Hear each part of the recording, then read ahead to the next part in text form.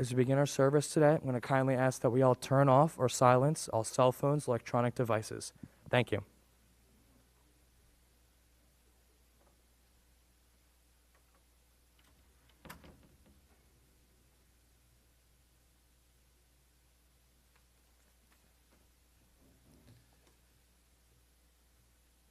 Hashem nasan v'Hashem lakach.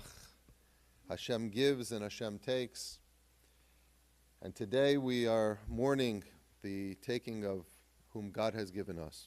We gather today to pay respects to a beautiful soul, Ruth Goldberger, Ruth Bas Avram.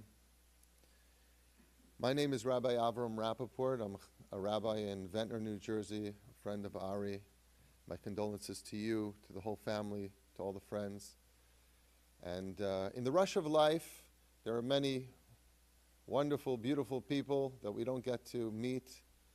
And regretfully, I did not get to know your mom. But from what I'm listening to and the stories and what I'm reading, I wish I did. But I'm honored to be able to officiate in this funeral, in this service. Our sages tell us that there are times that it's difficult to find the words to express, and a funeral could be one of those times. And so we have the gift of the Tehillim, the book of Psalms written by King David, the poetry of King David. And I think it's extra apropos since Ruth was a person who appreciated poetry and arts. So I'll begin with a traditional prayer, chapter 23 in the Psalms. You could read along if you'd like to. I'm going to first do it in Hebrew or in English, and then in English. Mizmor LeDavid, Adonai Roi Lo Yachzor, B'nei Desher Yarbitzeni Amei Menuchas Yinaleni. Nafshi Yeshevi V'yancheni V'maglei Tzedek L'man Shemai. Gam Ki Elech B'getz Al Maves Lo Yira Ra Ki Ata Yimadi. Shiftecha Mishantecha Hema Yinachmuni Tareg Lefanech Shulchan Neged Tzeirai. Deshanta B'Shem Reishi Kaisi V'Rayai. Ach Toi V'Chesed Yidufuni Ko Yimei Chayai. V'Shafti V'Veis Adinai L'Yerech Yamim. A song of David. The Lord is my shepherd, I shall lack nothing. He makes me lie down in the green pastures. He leads me beside still waters. He revives my soul. He guides me through righteousness in the path of his name. Though I will walk in the valley of the shadow of death, I will fear no evil. For you are with me, your staff and your scepter, they will comfort me. You will prepare a table before me and before my enemies. You have anointed my head with oil. My cup is full. May only goodness and kindness pursue me all the days of my life, and I shall dwell in the house of the Lord for many, many long years. Our sages tell us that when a baby is born into this world,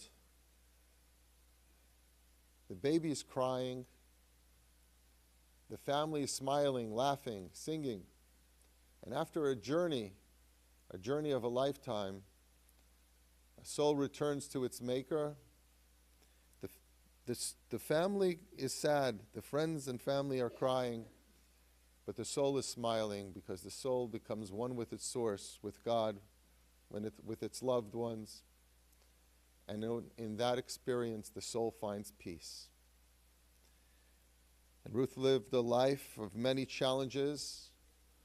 And when I think of Ruth's life, I think about the words that ring in our ears over and over, especially with what's going on in the world. Am Yisrael Chai. To be able to survive 3 concentration camps. To swim across tremendous rivers to safety. To be 5% of 95% who were extinct and were murdered. And then to come and rebuild a life. But not just to survive, but to thrive, to live, to give love. And to share art and the beauty. And to still see beauty in the world is truly, truly inspiring. And that is something that we can all be inspired by in our own lives as well. Someone that could go from there and live and thrive.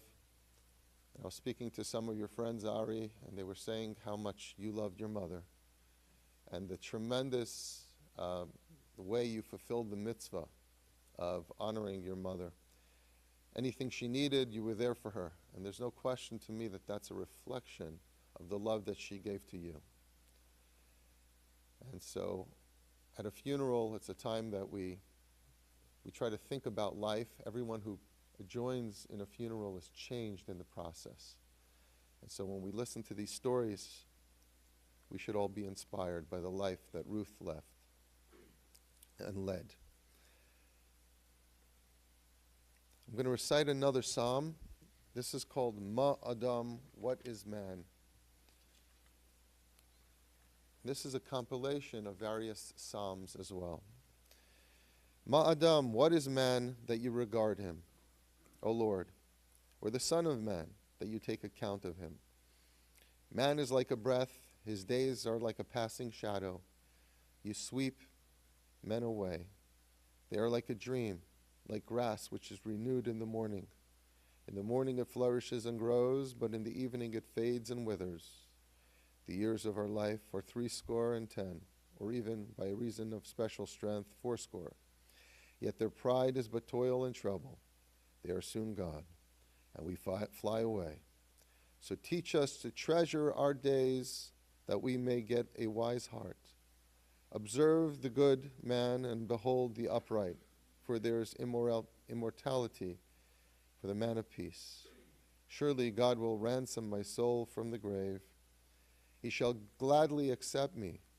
The Lord redeems the soul of his servants, and none of those who take refuge in him will be condemned.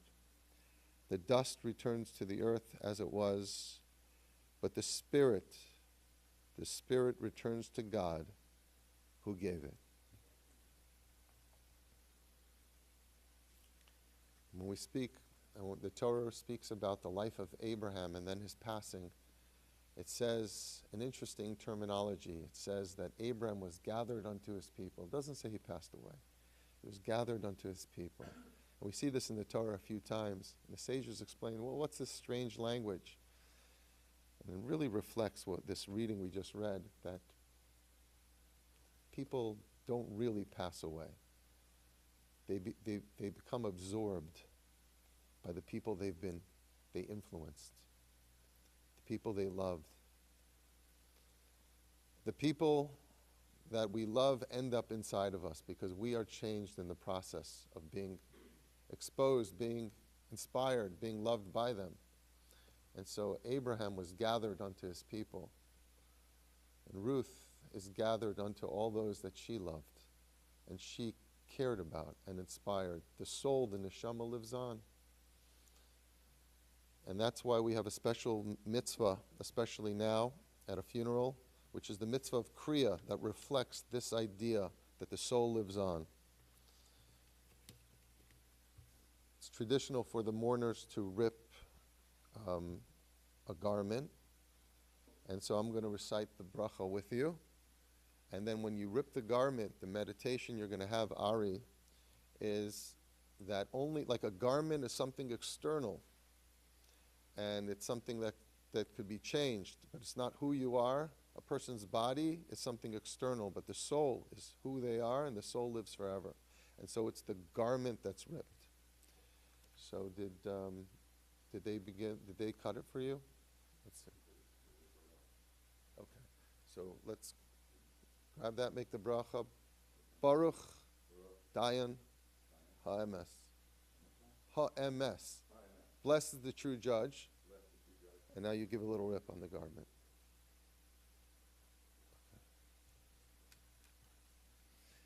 At this time, Ari, if you would like to share some memories and some words, we would love to hear.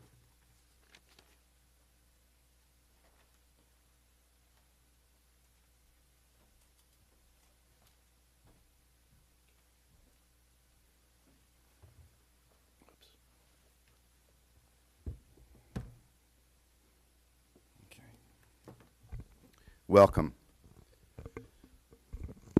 I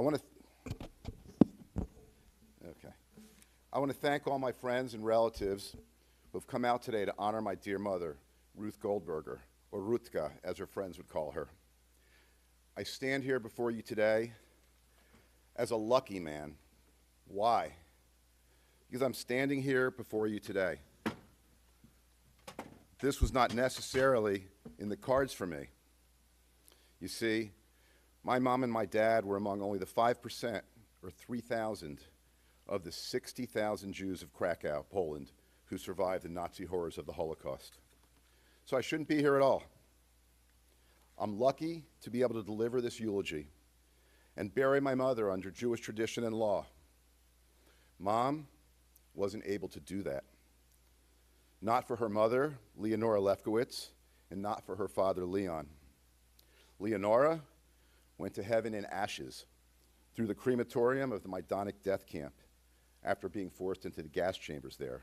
No funeral, no eulogy, no shiva, only a faint memory. A memory that I heard throughout my lifetime, not of a grandmother, but of Mom's mother, a beautiful and wonderful woman. My grandmother died a terrible death. In 1994, I learned of the terror that was employed by the Nazis with the gas chambers. I was honored to be among the first interviewers for the Steven Spielberg Survivors of the Shoah Foundation that has conducted 58,957 interviews of Holocaust survivors and witnesses of genocide, crimes against humanity, and related persecution. I myself interviewed around a dozen survivors in Vineland and the Philadelphia metropolitan area. This is what I learned of how my grandmother perished from Michael Berenbaum, our instructor, who oversaw the creation of the U.S. Holocaust Museum. About 100 Jews at a time, after being undressed, were forced into the gas chambers under the pretense they were being disinfected and bathed in showers.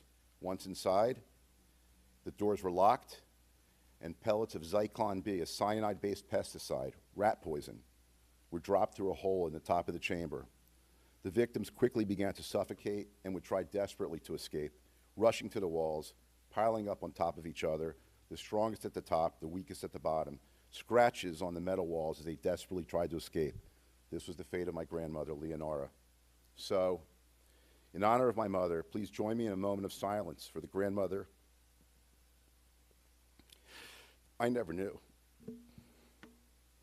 and of the mother that was taken away from me, that was taken away from my mom as a result of the evil Nazi regime and the anti-Semitic evil that infected an entire nation and continent.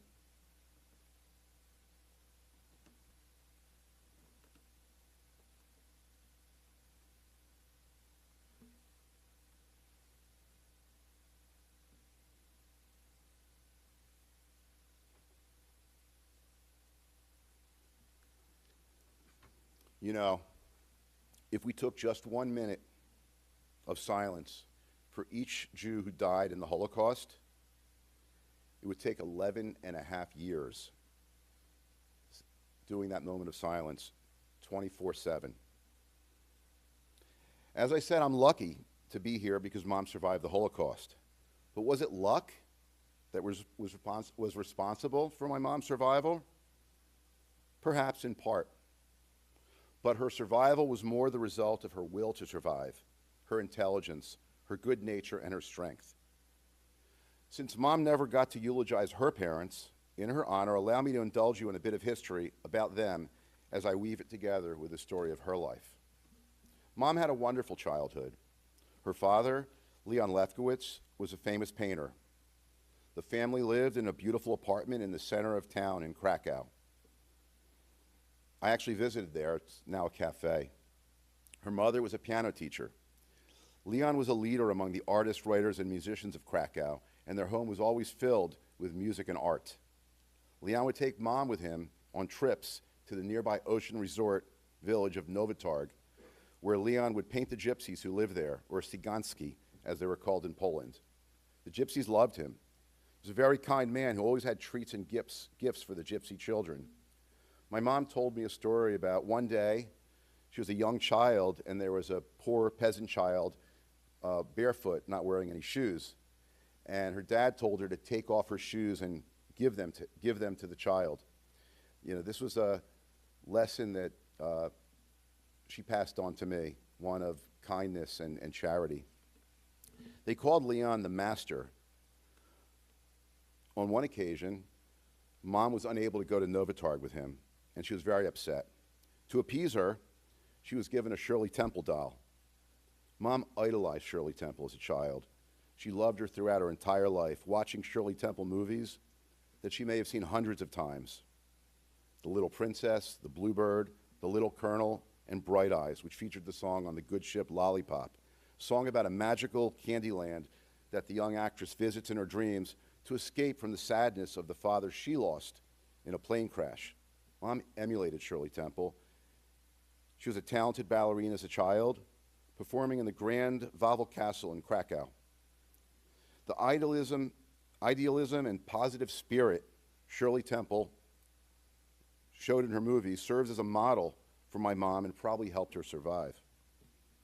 Mom was only 12 years old when World War II broke out in 1939 with the Germans invading Poland.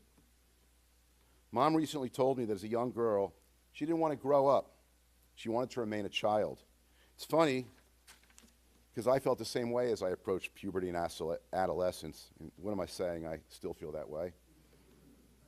Mom soon would have no choice but to grow up. Jews were forced to wear the Star of David and were subject to strict discriminatory policies under the Nazis.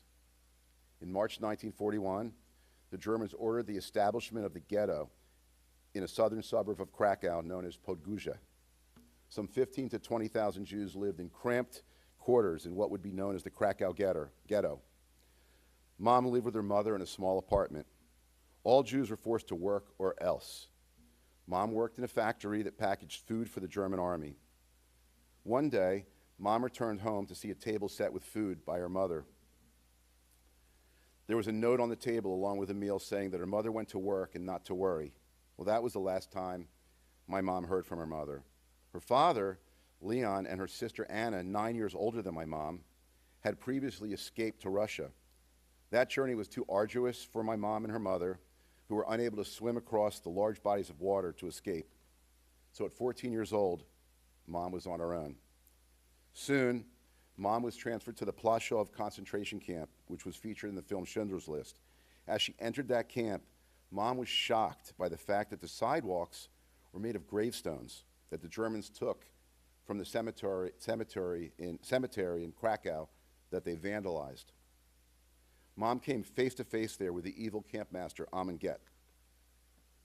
Beginning in 1943 to 44, the Plaszow camp was liquidated and the prisoners, along with my mom, were transferred to other camps located at large factories.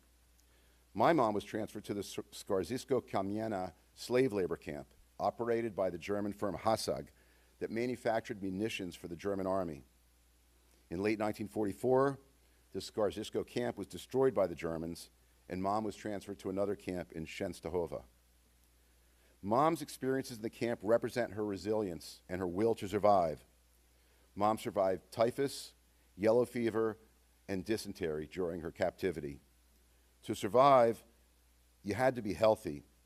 But when they were doing the selection once, Mom was ill with a fever and she looked pale. So she pricked herself and used the blood to color her lips. She washed her hair with snow, and somehow she never had her head shaved.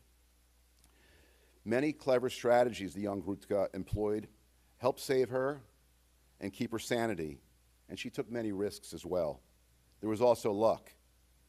When many of the prisoners had nothing but paper wrapped on their feet to walk through freezing snow, one German officer looked at my mom and said that he reminded her of his daughter. He gave her a pair of boots. This probably helped save her life. That was luck, but much of her survival was the result of her wit. One night at Skarżysko, a Ukrainian guard called her out from her barracks. He said he saw her laughing at him through the window, and my mom said, I wasn't laughing. Nevertheless, he said that you're going to have to sleep with me. And my mom said, you can kill me. He said that she was brave and let her go.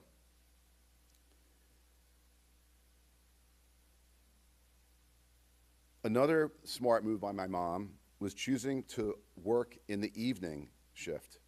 In the evening, many of the German officers were sleeping and drunk, and less evil things happened. Mom worked in the kitchen, peeling potatoes and sneaking a few potato peels here and there to stave off hunger. Another daring move by my mother was this. Every day, Germans would conduct what was called the Appelplatz, or the roll call counting of the prisoners. This included inspecting them, humiliating them, weakening, and intimidating them.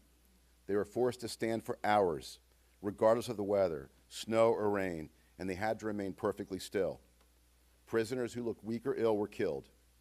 My mom would often skip the Appelplatz, hiding in the rafters of her bunker, another move that probably saved her life. Hard to believe a child would take that risk. She also did things to retain her sanity. The prisoners were forced to watch the hanging of other prisoners and would be punished if they closed their eyes or looked away. Mom said she would make herself blind so she wouldn't have to witness the horror. Mom's dancing skills and love for Shirley Temple also helped. Believe it or not, my mom would dress up like Shirley Temple in the camps. She took the rags from her workplace and made clothes out of them and curled her hair with paper. She entertained the fellow prisoners and her captors. The Germans allowed her to perform at night when they were drunk, and they gave her cookies and extra treats that she would share with her bunk mates. At the Skarzisko Kamiana camp, Mom worked with a machine to make ammunition, bullets, and artillery shells. The camp master was strict and evil. Prisoners who made mistakes and wasted material were shot to death. Mom made a hole in the planks below her machine where she would discard and hide any mistakes that she made. When Mom became infected with lice, a likely death sentence if the Germans found out because the lice carried typhus, Mom put gasoline in her hair to kill them. Now, this is just a summary of Mom's experiences in the camps. I can't begin to recount the tragedy and story of survival of my dear departed mother. Luckily, Mom finally recorded her testimony. She had been reluctant to do it for years, and much to my dismay, she in fact did not do it when the Shoah program was initially conducted and terminated in the late 1990s. I finally convinced her to do it in 2012. The only problem was that the foundation had stopped conducting interviews. I called them, begged them, playing all my credentials as a veteran interviewer. I told them I'd get the cameraman and the interviewer. To my great delight, they agreed. In fact, the Shoah Foundation decided to restart operations as they understood there were still a lot of survivors who, unwilling in the earlier years, like my mom, would finally step forward. I'll place a link on Facebook for anyone who would like to hear my mom's story directly from her. If you're not on Facebook, please feel to reach out, and I'll provide you with a URL. So, after 5 years of persecution by the Nazis in the concentration camps, first in Plaszów, then Skarzisko Kamiana, and finally Częstochowa, Mom was finally liberated by the Russians in 1945. Can you imagine what that day was like for her? Well, it was bittersweet because upon returning to her hometown of Krakow, there were no relatives to find, not her parents, not her dear uncle, or her cousins. But she met my dad there, Adam. And Dad passed away 6 years ago, a week ago, on January 22nd, my sister's birthday. My dad's amazing story of survival is captured in his book, Prisoner of the Gestapo. Krakow is not very welcoming to the surviving Jews who pretty much returned to a ghost town, 95% of the city's Jewish inhabitants murdered by the Nazis. So Mom and Dad left Krakow in 1945 and traveled across Europe as displaced persons, staying at various DP camps run by the British and the US, ultimately settling in a camp in Italy. They were married in Rome in 1946. Dad was recruited there by the Jewish Brigade, the Hayalim, who were tasked with transporting Jews illegally to Eretz Yisrael. My dad was selected because of his mechanical skills, which he honed working forced labor as a mechanic prisoner of the Gestapo during the war, which saved his life. The ship was named the Palmach, after the elite fighting unit of the Haganah that was in charge of the operation. On the ship, my dad worked in the engine room, 6 hours on, 6 hours off.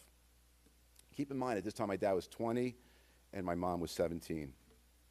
Just as the ship entered the Haifa Bay, however, it was boarded by British officers armed with machine guns, and the Jews were forced onto a British freighter because the immigration was illegal.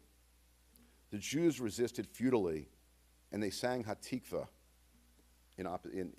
to show how they felt. The British took them to an internment camp surrounded by barbed wire on the island of Cyprus, where they were forced to stay for 6 months. In March 1947, they were released from Cyprus, eventually arriving in Israel within a couple months after being detained at another camp. My parents ultimately settled in Mount Carmel in Haifa.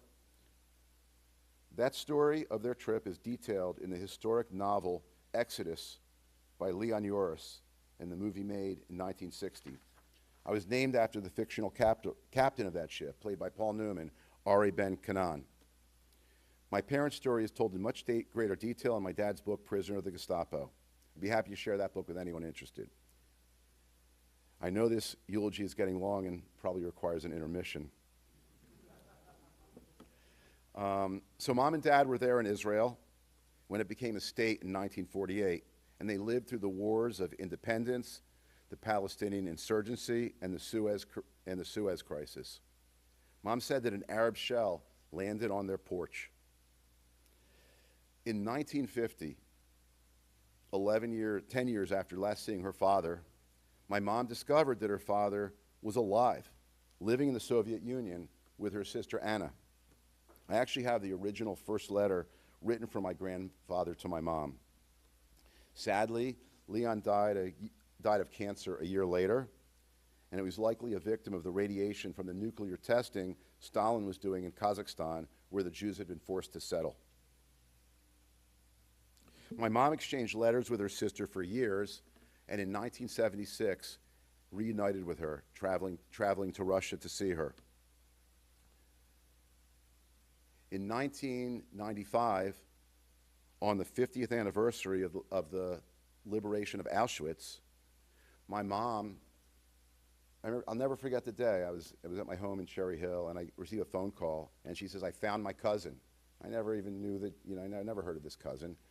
And his name was Rishek Emerglick, and my mom last saw him 50 years earlier in Shenstahova, the concentration camp there. He was on a train headed to the death camp at Bergen-Belsen. And she was sure he was dead.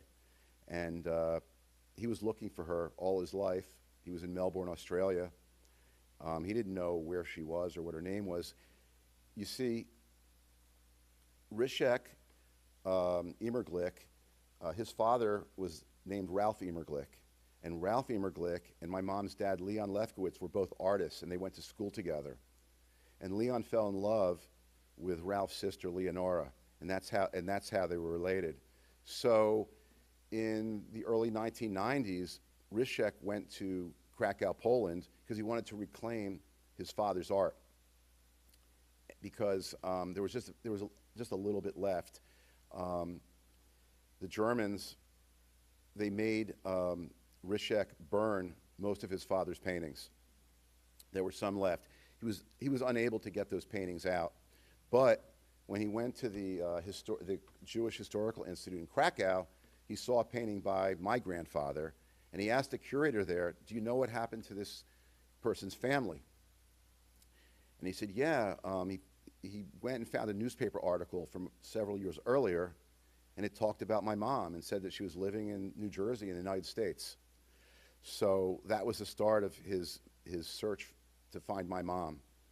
And we used to receive a newsletter from a society called the New Krakow Friendship Society. And it was a newsletter that went out to former residents of Krakow. And my parents would get that newsletter every month. And in that newsletter, there was a little article that said, I'm searching for my cousin. And that's when my mom called me. And it was on the 50th anniversary of the liberation of Auschwitz, January 27th, 1995. So the 30th anniversary just took place this past week, a day before my mom passed away. so that was special. And Rishek came to the U.S., and it was a beautiful reunion, and I got to meet him, and what a great man, and his family, and I'm in touch with his daughter, so we have these relatives in Australia. I'm happy to say that I was able to find one of his paintings, Ralph Emerglich's paintings, and I sent it to him, and he was like, wow, you got this for me, you know, now I can die. In 1953, my dear departed sister Leora, Lala, was born. And Mom and Dad immigrated with her to the U.S. in 1958, first to New York City and then to Vineland, where their friends from Israel had also moved. Shlomo Goodrich and Henyek Goldstein worked with my dad in Israel, and along with their wives, Edith and Sarah, they became lifelong friends, Sarah being the only surviving member of this family. Me, I was born in 1961. Life in Vineland was wonderful for Mom and Dad, and it was a great place to grow up, as there are many survivors there, many Jews who had immigrated there from Russia in the late 1800s and into the 1920s, escaping the pogroms of Russia. And then after World War II, of course.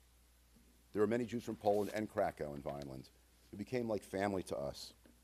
Without fail, my parents and their survivor friends would get together every Saturday night for cards at a different home.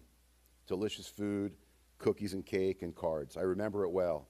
Those personalities, that laughter, it was beautiful. It is interesting to see how those parties changed through the years. Initially, just the men would play rummy for money and the women would talk. No games for them. Eventually, the women started playing a game called Pokino.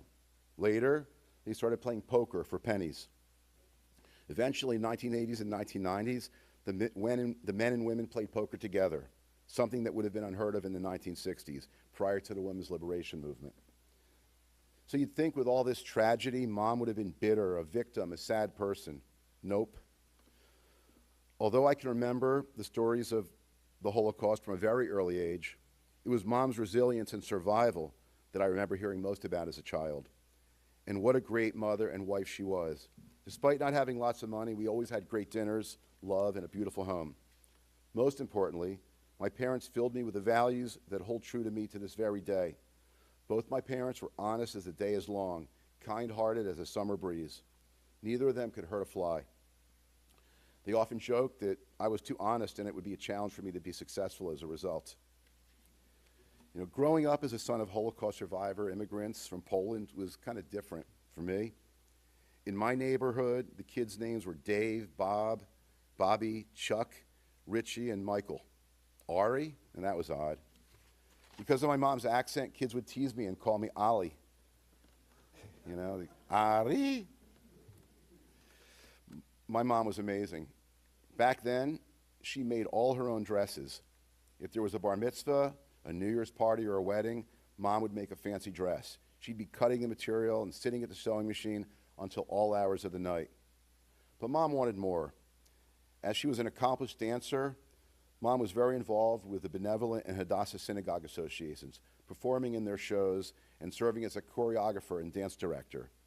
She was a ballet teacher, gymnastics instructor at the YMCA, and she was also a lifeguard. This started around 1968. She even was 20 years ahead of Jane Fonda in aerobics with her gymnastics exercise class, exercising to the music of Herb Alpert and the Tijuana Brass. I can still hear that music.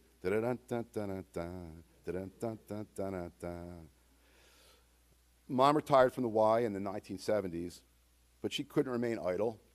In 1980, she opened up a store at the Pennsauken Mart, selling pillows, taking after her son-in-law, the late, great Jacob Yaakov Mamrod, a.k.a. Mr. Pillow.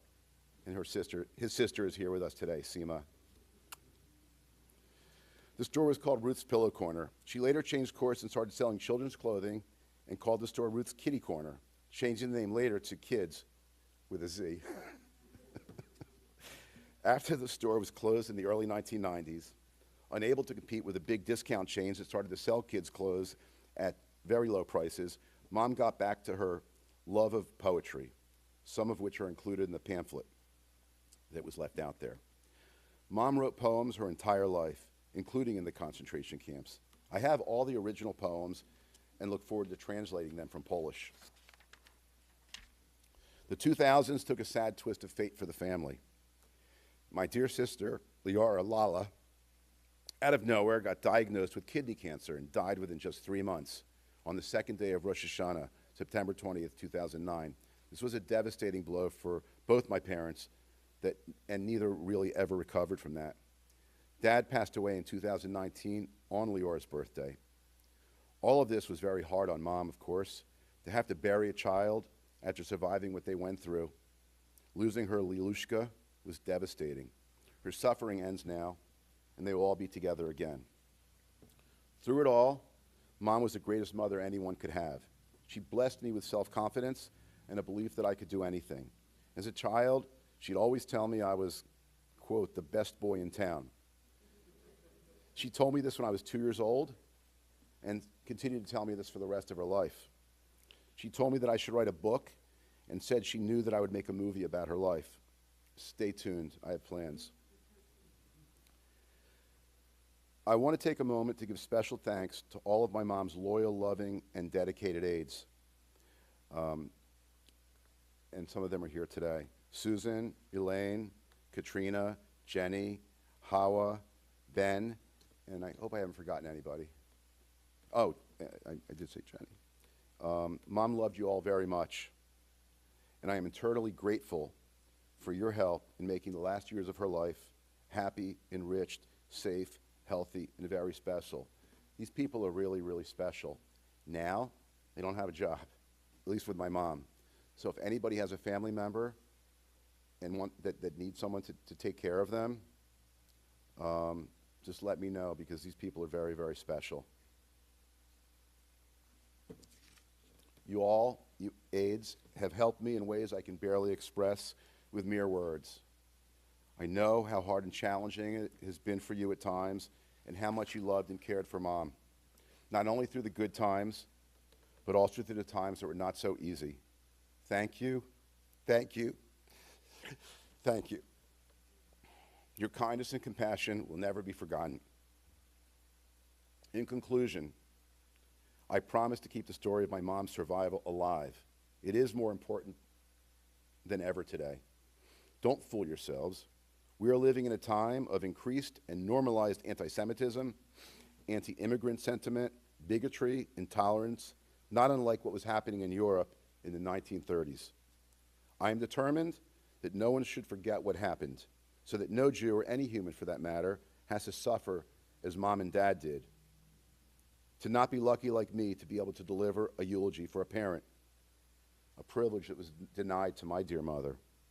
We must never forget, and what happened to her must never happen again. You know, Mom died on January 28th, just one day after Holocaust Remembrance Day. So let's remember. In honor of my mother, I ask you to repeat after me. We will never forget. Never again. Never again. Never again. So as I said, I stand before you a lucky man. Lucky to have been the offspring of this amazing woman and man, Ruth and Adam, Rutka and Adama. Nothing short of heroes, and I am here as proof. I want to close by something my dad would say to my mom. My dad was such a kind-hearted, sweet, and loving man. Whenever he would leave my mom for any amount of time, he had the sweetest words for her, no less poetic and beautiful than Shakespeare's Parting is Such Sweet Sorrow. He would say, Chimesha Chepwa. It translates to keep yourself warm. But in Polish, it was a way of saying, I love you. And although I'm leaving, know that I'm caring for you. Mom, we will miss you. Chimesha Chepwa. Thank you. Thanks. Oh, yes. Susan, you'd like to say some words? Is that correct? Come on up. Do I go sit down? Okay. Oh, thank you. Thank you.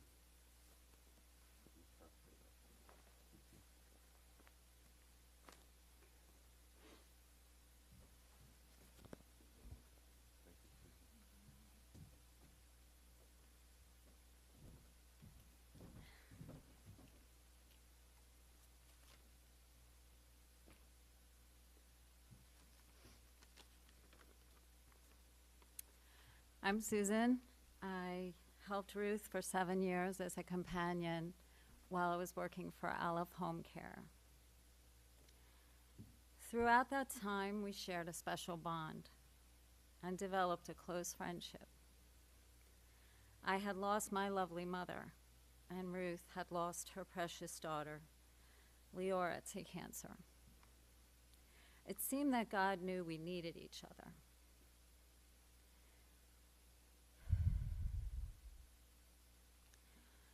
Ruth was like a Jewish Ima to me.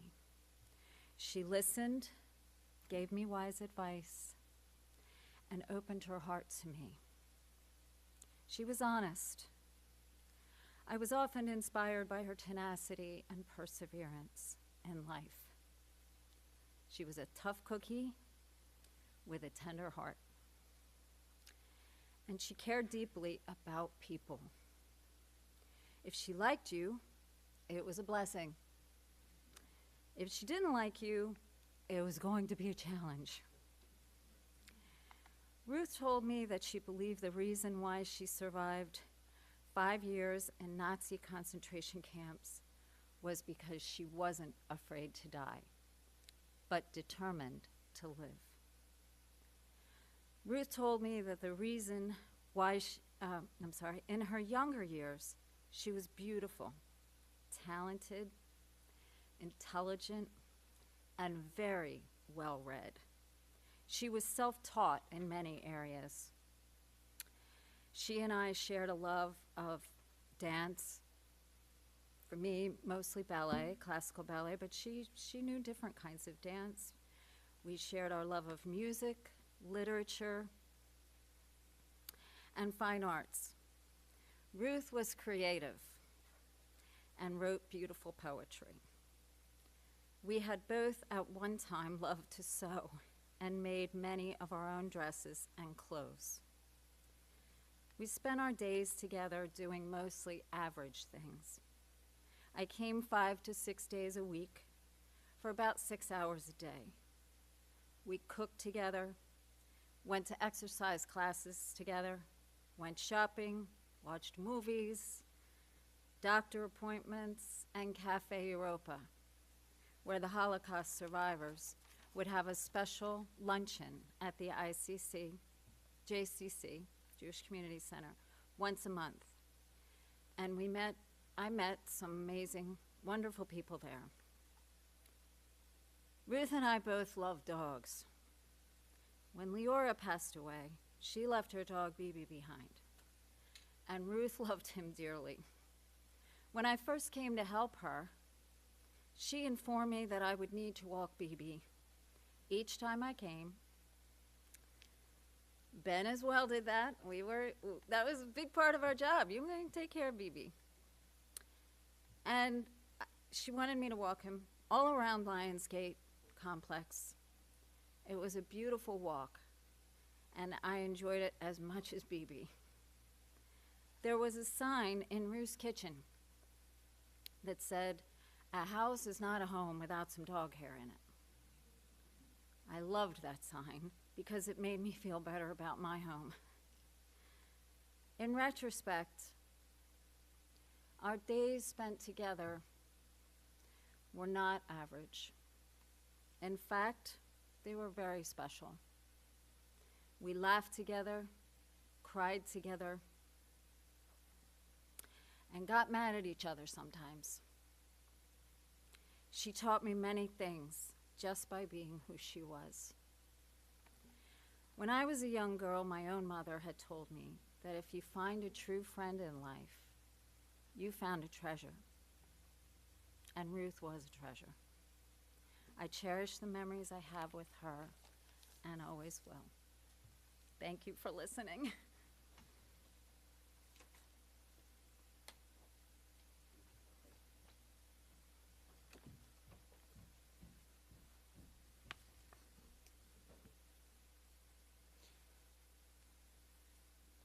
Please rise for the Kel Maleh.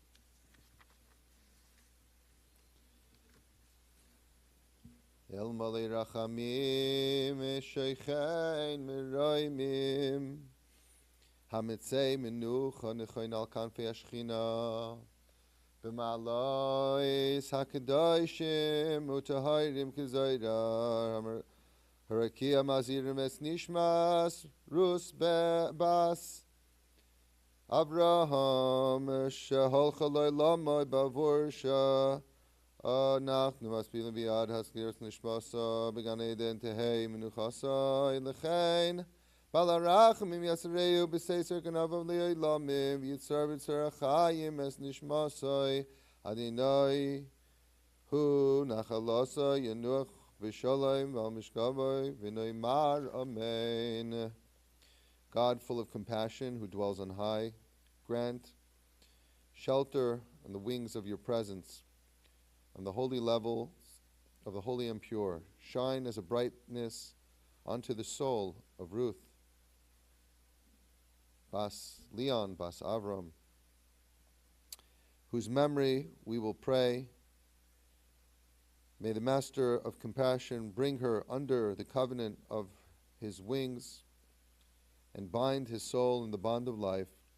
May the Lord be his heritage, and may she be in her resting place in peace. And let us say, Amen. At this point, we welcome the pallbearers to come forward. Thank you. We will head out to the cemetery.